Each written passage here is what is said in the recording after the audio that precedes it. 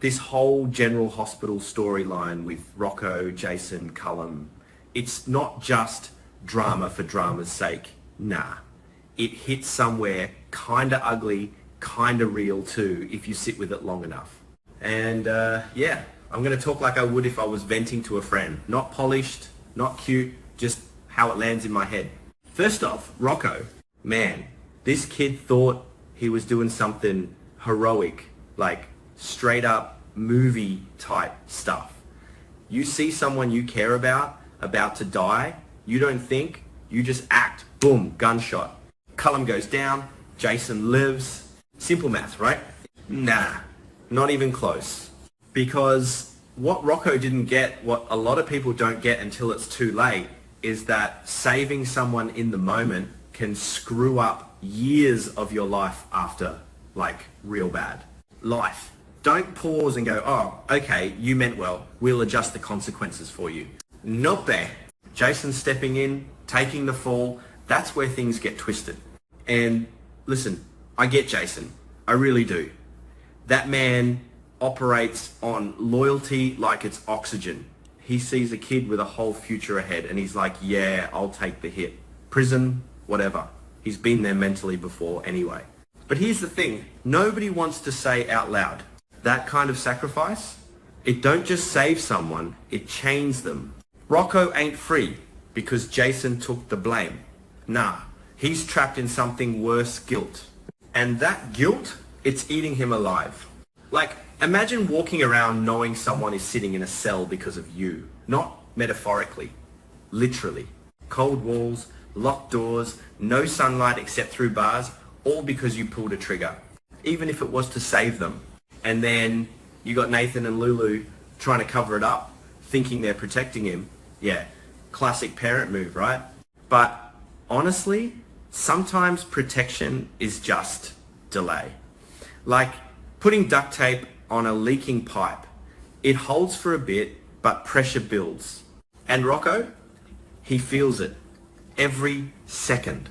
You can't hide truth from someone who already knows it. Then Danny comes in and man, this part kinda got me. Danny wanting Rocco to help find who shot Cullum to clear Jason's name. That's messed up in a way that feels almost accidental. Because Danny doesn't know. He's just trying to save his dad.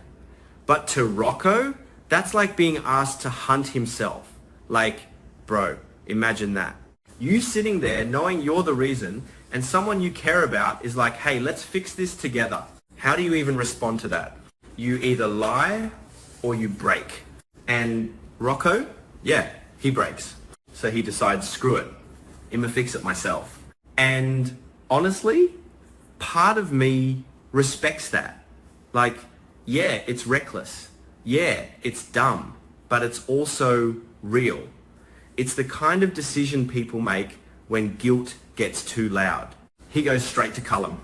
No backup. No plan. Just truth. And that scene, in my head, it ain't clean. It's shaky. Voice cracking. Probably talking too fast. Or stopping mid-sentence like, I did it, I shot you. I mean, I didn't mean, but I did.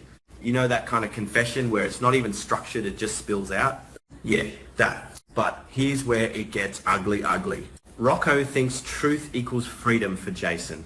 And that's kind of naive. Not in a stupid way, just in a young way. Because Cullum, he ain't playing by moral rules. This ain't some courtroom drama where the truth magically fixes everything. Cullum hears that confession and he's not thinking, oh wow, justice. Nah, he's thinking leverage, power, revenge. And this is the part that made me pause. Cullum is fully ready to throw Rocco in prison. No hesitation. Kid, adult, doesn't matter. He got shot, he wants payback. But it doesn't stop there. He still wants Jason locked up too. Like, damn. That's not justice. That's domination. That's someone who don't care about truth, only control of the narrative. He can spin it however he wants, say Jason helped cover it up, say he was involved, whatever. Once Rocco confesses, Cullum has more ammo, not less. And Rocco, he walked right into that. And I gotta say this because this is where the lesson part hits. Not in a preachy way, but like in a real life kind of warning. Truth alone is not always enough. Yeah, I said it. People love to say, just tell the truth and everything will be okay. Nah. Sometimes telling the truth to the wrong person at the wrong time, that makes things worse. Way worse. Rocco didn't think about who he was dealing with.